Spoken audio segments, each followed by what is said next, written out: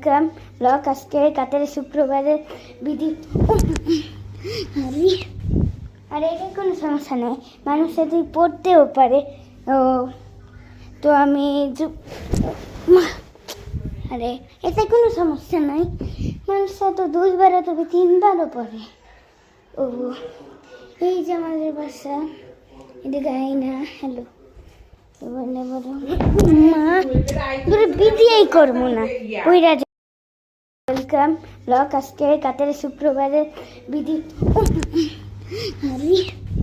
আর এটা কোনো সমস্যা নেই, মানুষ যদি পড়তেও পারে।